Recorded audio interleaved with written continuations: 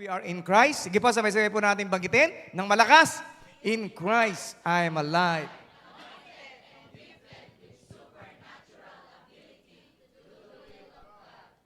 In Christ, I am a recipient of God's great and faithful promises. Christ, I am blessed to be a blessing to my church, family, workplace, and community. In Christ, I'm confident that God will finish the good things that He has started in my life. In Christ, I'm devoted to pray, study, and meditate His Word every day to prosper and succeed in life. Sige nga, ligligin mo yung katayo, sabi mo, ginagawa ko na yan. Amen. Praise God. Sana totoo, no? Okay. Sige po, let's continue to declare. In Christ, I'm empowered by the Holy Spirit to fulfill my God-given dreams and reach the fullness of my destiny. In Christ, I'm protected and no weapons of the enemy shall come near me, for Jesus' blood covers me. In Christ, I am forever grateful for His love, grace, mercy, forgiveness, everlasting life, wisdom, guidance, and overflowing provisions. I believe and declare this is my year of double portion, breakthrough, and promotion. For I am abundantly blessed in Christ forever, and no one can change it. Today, I'm going to receive the seed of the Word of God. My heart is prepared, my mind will be renewed, and my life will never be the same. I will get stronger, wiser, and better to live a life of victory, success, and significance, all for God's glory. Father God, once again, we just want to thank you for this wonderful opportunity of being in your presence once again. Panginoon, dinggin mo ang deklarasyon, pinaniniwalaan, pinananampalatayanan ng iyong mga anak o Diyos at naway mangyari ito sa kanila o Diyos ng mas maaga sa kanila pong inaasahan. Father God, gamitin mo ako bilang tagapagbahagi ng iyong banal na salita. Let your words continually freely from my mouth at ang bawat sa puso amin ay lumabas sa lugar na ito na malakas, mas lumalim ang pag-asa at mas lumawak ang pananampalataya at pag-ibig sa iyo. Ito ang aming samod dalangin sa ngalan ni Jesus. And everybody says, Amen and Amen and Amen, Amen. Sige po, maaari po tayo makaupo sa presensya po ng Panginoon. We started the series last Sunday. Ano po? Is about the church. Okay? Ang church po ay hindi po building. Si Jesus po hindi po namatay para sa building. Okay? Namatay po siya para sa katabi mo. Okay? Namatay po siya para sa nasa likuran mo. Para sa iyo. Okay? At para po sa akin. Para sa ating lahat po. And then church was chosen before the world began. Napili na po talaga yung church. Meron na po talagang plano ang Panginoon. Bumagsak ang ating pong mga magulang sa kasalanan. Ay meron na po plano ang Panginoon para buuin ang kanyang iglesia. Ibubuuin niya tayo bago ka pa lamang ipanganak. Okay? And the church is also the platform to display God's wisdom and God's glory. Okay? Alam niyo po, pagka sinabi pong church, ano pong naririnig po natin? Naririnig po natin awitan. Naririnig po natin mga pagpupuri, naririnig po natin mga pagpapasalamat sa Panginoon, naririnig po natin ang mga pangako ng Diyos sa pamamagitan ng mga lingkod ng Diyos, ng mensahe. At ang mga buhay ay nababago. Tama po ba? Okay, sabi mo nga sa kalibo mo, kahit hindi halata, nabago ka na ni Lord. Okay, amen? And then the church is the reason why Jesus died, okay? Kaya talagang dapat ay pinahalagaan po natin ang ating pong church. Hindi lamang po ang physical na building. Of course, we have to take care of our physical building na kung saan ay manatilihin po nating malinis, panatilihin po nating maayos, at para po maging presentable at the same time po ay magbigay po ng kaluwalhatian sa ating pong Panginoong Hesukristo. Okay? Kaya sabay-sabay po natin sabihin, I love my church. Okay? Alam niyo po ba that those who are attending church lives longer? Ang mga umaatin po ng church, mas mahaba ang buhay ng mga 5 hanggang 6 na taon. Kaya ang buhay mo ay mas mahaba. Okay? Amen? At mas nagiging mukhang bata. Okay? May anti-aging sa loob ng church. Okay? Praise God. Okay? Kaya katabi mo, hindi lang mukhang bata, isip bata pa pati. Okay? Amen. Praise God. No, no, no, no, hindi po. Biro lang po yan. Ano po? Kaya po napakahalaga po that we should love the church. At natutuwa po ako that every time that we are having our service, puno po tayo. Okay? At hindi pa at I believe that there is still room. Pwede pa po tayong maglagay ng mga silya dito sa gitna o sa harapan pa, lakihan pa po natin. Kaya wag po tayong magsasawa na mag-imbita pa ng kaibigan natin, mga kakilala natin, para sila man ay makakilala sa Panginoon, matanggap din po nila ang pagpapala ng kagalakan, pagpapala ng pag-asa, pagpapala ng buhay ng walang hanggan. Amen? So, ano pa po yung makaka-benepisyo po natin pagka tayo po yung nag-church? Una-una sa lahat, it helps us focus on God. Tayo po yung nakapag-focus sa ating pong Diyos. Tama po? Nandiyo po, napakadali pong mawala ng ating pong focus. Tama? Pagka nag-ting lang yung yung telephone mo, ting! Check-in muna kaagad kung meron kang message, di ba?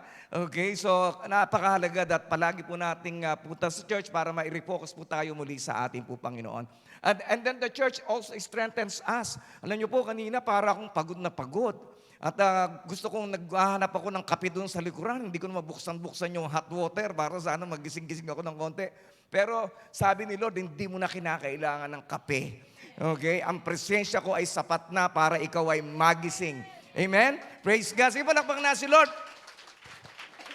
And then of course, the church builds our faith. Lumalakas po ang ating po pananampalataya pagka tayo patuloy na nag-church. Amen?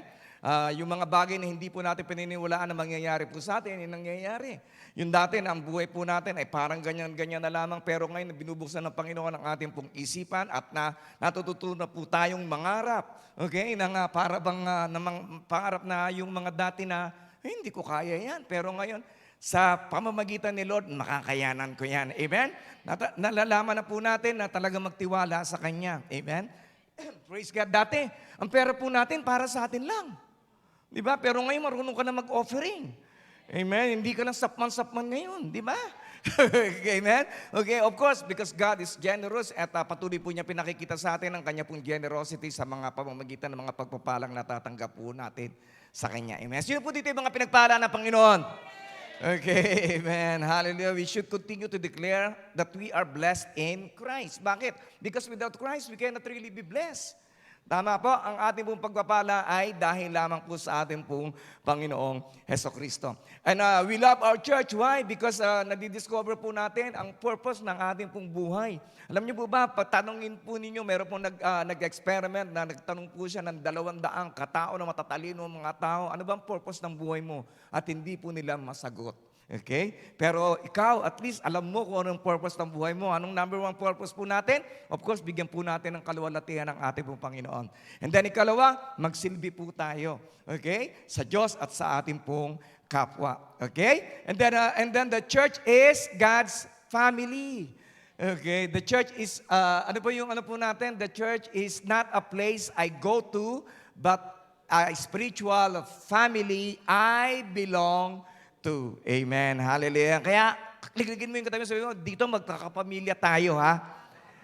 Okay, kaya wag mo akong i-chismis, okay? Okay?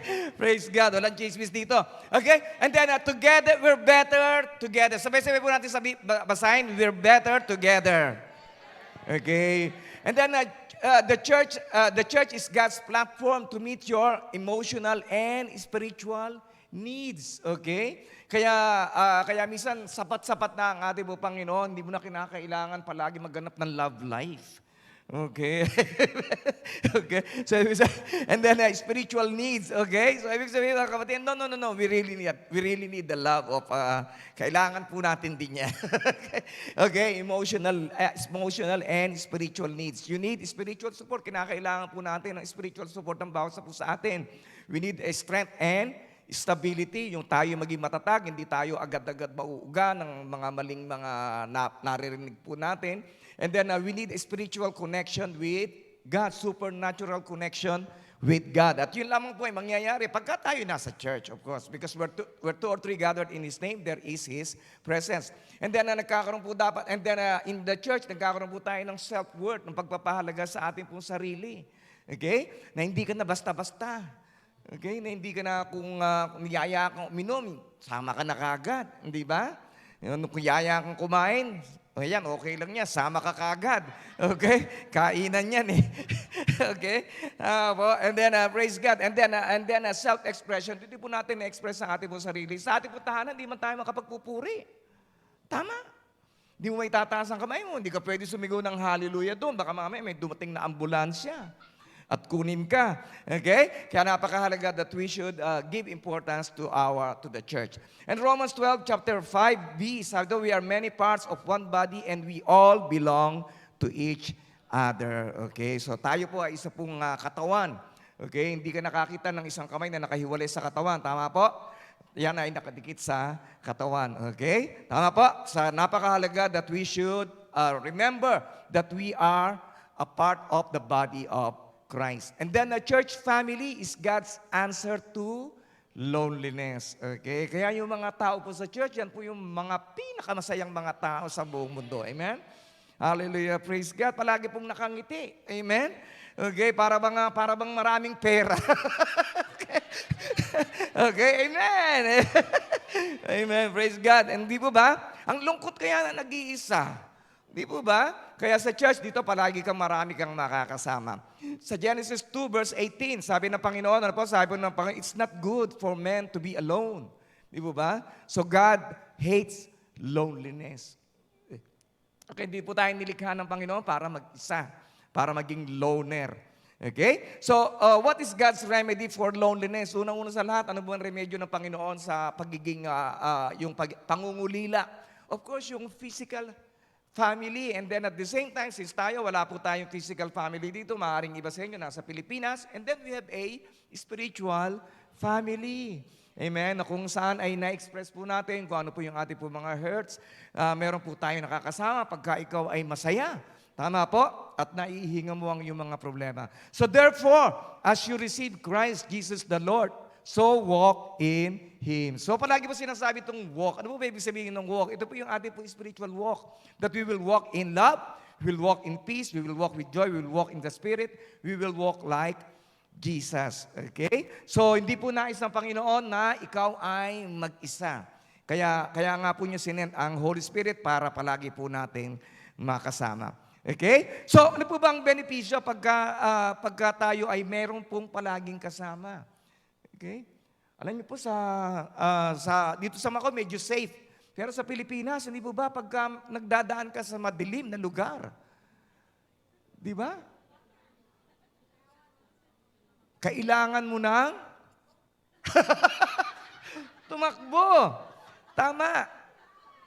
Kailangan po natin ng kasama. Di ba pagka may kasama ka, mas secured ka? Tama? Mas secured ka. And then after that, ay lumalakas ang loob mo, nawawala yung takot mo. And then, number 2, ano po ba yung kahalagaan pagka meron ka kasama? Meron kang suporta, di ba? You are supportive. Meron nag-uudyok sa'yo na, sige, basta tuloy-tuloy lang tayo. Di ba, nawalan ka ng trabaho? Apply ka lang ng apply.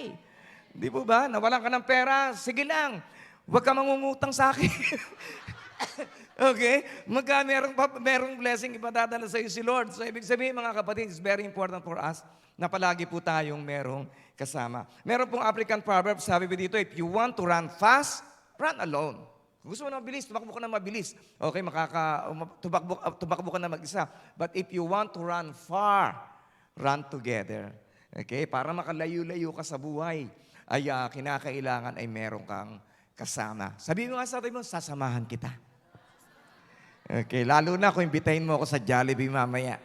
Okay? Okay. So you actually learn more by walking with others through life. Because we are all in the journey of life eh.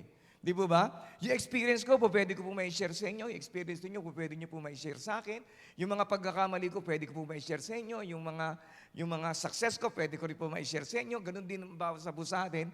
Kaya nagkakaroon po tayo ng mas sigit na kaalaman. Amen? And then, kaya po take turn. Take your turn. No one person taking over. So, ibig ko sabihin ito, mga kapatid, hindi po tayo yung palagi na lamang bida. Okay? Hayaan mo naman yung iba, paminsan-minsan maging bida. Okay? Okay, tama po? Alam niyo po, nakakatuwa po doon sa aming pong meeting pagka pastor. Nakakatuwa po ang meeting pagka may pastor. May meeting po kami. Hindi ka malulungkot. sabay-sabay nagsasalita. kaya, kaya tahimik lang po ako. Okay? Kaya po, and then He makes the whole body fit together perfectly as each part does its own special work. Alam niyo po, special, meron kang special na trabaho sa body of Christ. Meron kang gawain na hindi ko magagawa. At ganun ka din naman, merong gawain ng katabi mo na hindi mo kayang gawin. At meron din naman yung nasa likuran mo na hindi mo kayang gawin. Okay? So, ibig sabihin, meron po tayong kanya-kanyang gawain sa katawan ni Kristo. And then, it helps the other parts grow so that the whole body is healthy and growing and full of love. So, yun po inaasahan ng Panginoon sa bawat sa atin. Hindi po yung bading ito, kundi yung ating pong church ay maging malusog. Hindi po masasakitin, and then growing, lumalago. At ang goal po ng bawat isa sa atin ay lumago pa po ang ating pong church. Ngayon pa, paano lalago ang church? You grow. Ang church po nag-grow pagka ikaw ay nag-grow. Yan po yung sikreto. Okay? So, ganun din po sa ating pong pamilya. Whatever areas of life that you want to grow, it will start with you. Okay? Nandiyan po ba kayo? Okay. Then two people are better off than one, for they can help each other succeed. So napakahalaga po talaga na meron ka talagang kabady-body. Okay? Na kung saan ay meron kang natututunan. Okay? Kaya pero naman kung kayo naman ay palaging magkasama, huwag niyo pag-usapan tao. Okay? Sino bang tao pag-uusapan natin ngayon? Okay? Amen? Pag-usapan natin ideas. Okay? Small people talk about people, but big people talk about ideas. Okay? Ideas how we can grow spiritually, ideas how we can grow mentally, educationally, financially. Okay? Yun po yung mahalaga. Praise God. And then everyone has longing for belonging. Lahat naman po talaga tayo, meron po talaga tayo na longingness. Na merong makakasama, na merong makakausap. Okay? Kaya nga po merong mga ikinukulong eh. Di ba pagka kinukulong, nilalayo sa karamihan, nilalayo sa kanila pong pamilya. Kasi po, isa po yun sa pinakamatinding kaparusahan ang malayo sa tao. Okay? Because we are always have a longing for belonging. And then, church family is God's answer for tiredness. Okay? Hindi. Di mo ba nararamdaman ninyo minsan, natulog ka naman, 10 oras ka natulog, pagod ka pa rin. Okay? Di mo ba? Baka naman kinakailangan mong mag-church. Tama? Para mawala yung pagod mo. Okay? So, kaya po natutuwa po ako sa inyo dahil pinaglabanan ninyo ang inyong pagod.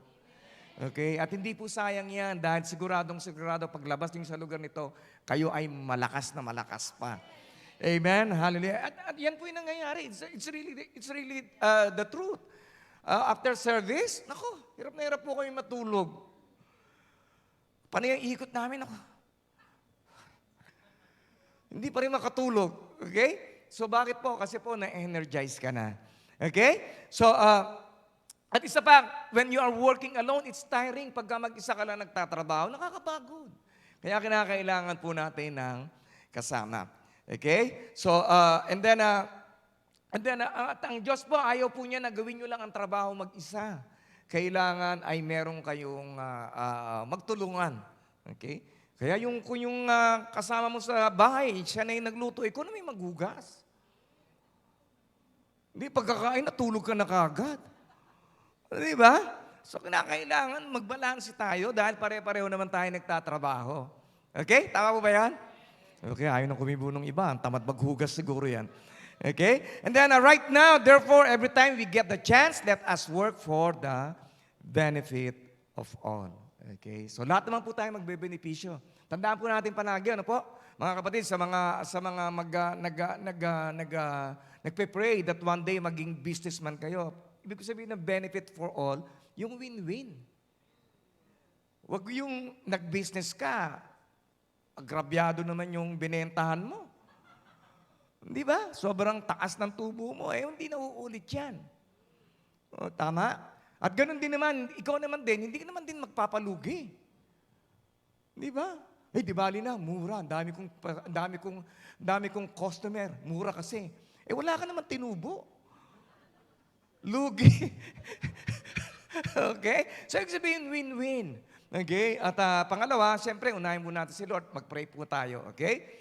And then, let each of you look not only to his own interest, but also to the interest of others. Okay? So, in all areas of life, whether you're in church, whether you are in a family, sa boarding house mo, sa trabaho mo, palagi po nating isipin kung yung parehas na laban.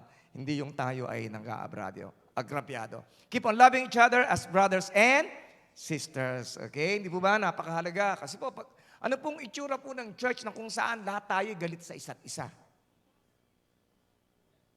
Hindi po ba? So, napakaganda po tingnan ng isa pong church na kung saan ay meron talagang pagmamahalan. Okay? Okay, praise the Lord. And then a church family is God's answer to defeat. Alam niyo ba, pagka mag-isa ka lamang, ang dali mong matalo. Okay, hindi sa sugal, ibig sabihin sa buhay. Di ba? Madali kang maging malugmok. Kaya nga sabi ng ating Panginoong Hesus, di ba, sa kanya pong mga disipulo, walk 2 by 2. Dapat dalawa kayo palagi. Para kung bumagsak yung isa, ay mayroong mag-aangat.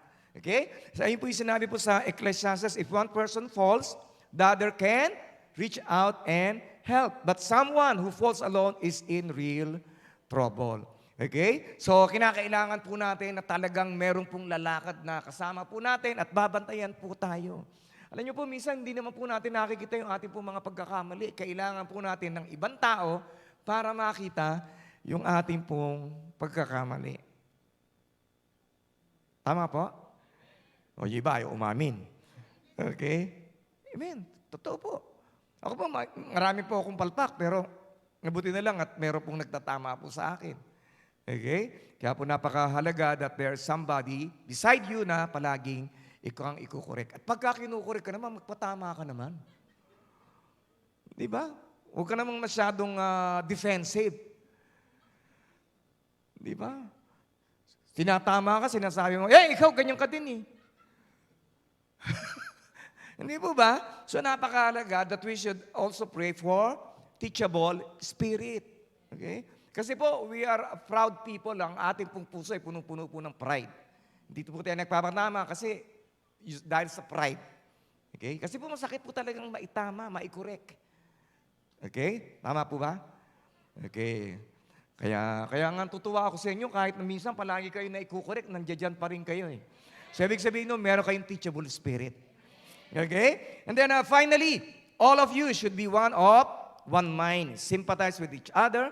Love each other as brothers and sisters. Be tender-hearted and keep a humble attitude. Okay? Palagi pong sinisingi dito yung pagiging humble. Ano po? Bakit po? Kasi po, this is the platform of God para kayo ay iangat niya sa buhay. Ang pagiging mapagpakumbaba. Okay? Paano po tayo magiging mapagpakumbaba? Of course, you're always longing for the presence of God. That is a sign of humbleness. You're always willing to be corrected. Yung handa ka palagi na magpatama. Pagka ikaw ay nagkakamali. Okay? Kaya po nakakalungkot dahil meron po akong isang kababata, namatay po siya last Saturday. Pumunta po siya doon sa may, dalawa po kasi yung bahay nila, punta siya doon sa bahay niya, siya lang mag-isa. So tinatawagan siya. Sabado, hindi siya sumasagot. And then linggo, tinatawagan, hindi pa rin sumasagot. So akala lang nila, inassume nila na walang lobat o baka umalis, hindi nadala yung cellphone. And then Lunes, doon pa lang sila nag-alala. Okay, pinuntahan na nila sa bahay. At yun, namatay na po, nakaupo doon sa CR at namagana po siya. Okay? Kaya, bakit po? Kasi nag-iisa siya. Di po ba? Pero at least sana kung meron po siyang kasama, baka hindi pa po siya inabot ng kamatayan. Okay? Kaya sabi mo, kaya ikaw palagi kitang sasamahan. Okay? Praise God.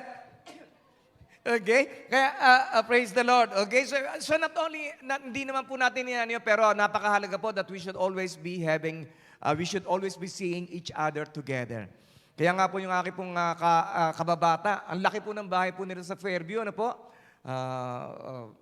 And then, sabi niya, gusto na lang niyang bumili ng maliit na condo unit para palagi niya po nakikita yung kanya pong asawa.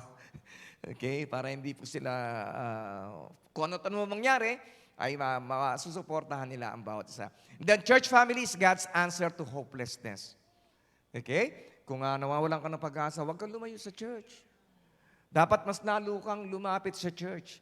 Okay? Dahil sa church ka lamang makakakuha ng pag-asa sa pamamagitan ng pakikinig natin ng salita ng Diyos at sa presensya ng Diyos. Minsan, alam niyo po, kung meron kang mga kaibigan, malaking problema at hindi mo naman kayang resolvehin ang kanyang problema, minsan hindi mo naman kinakailangan magsalita. Kinakailangan, yung presensya mo lang nandoon na. Okay na yun. Hindi katulad niyong kaibigan ni Job, di po ba? Sinisi pa si Job. Tama? So, ganun din po tayo dapat. Tabihan lang po natin. Pagka may sakit yan, hindi ka naman doktor para pagalingin yan. Pero yung presensya mo, nakapagbibigay na po yun ng encouragement. Okay? So, just be there. Ang tawag po doon, ministry of presence. Okay? Yung kahit hindi ka magsalita, naroroon ka lang. At kung nandoon ka na, huwag ka naman cellphone ng cellphone. Okay? Nandoon ka nga, pero parang wala ka rin doon. So, speak encouraging words to one another, build up hope so you'll all be together in this. No one left out, no one left behind. I know you're already doing this. Just keep on doing it. So tuloy-tuloy lang po tayo sa ginagawa po natin. And then we're better, sabay-sabay po natin sa basahin, we're better walking in this journey together. So once again po, ano po yung ating pong journey, yung ating pong spiritual walk sa ating pong Panginoon. That we need the presence of God, that we need the presence of each other, that we need the Word of God para maabot po natin ang destination na nais ng Panginoon na marating po natin. Then sabay-sabay po natin basahin ulit. We're better serving God together. Bakit? Bakit po mas maigi na magkasama po tayo nagsuserve sa Panginoon? Kasi po gumagaan ang trabaho. Di po ba? Napakadali po ng trabaho pagka tayo po ay nagsasama-sama, nagtutulong-tulong. Lalo-lalo na kung gumagawa ka. Meron kasi ministry of presence lang. Nandudun lang siya pero hindi gumagawa. Okay? And then sabay-sabay po natin basahin uli.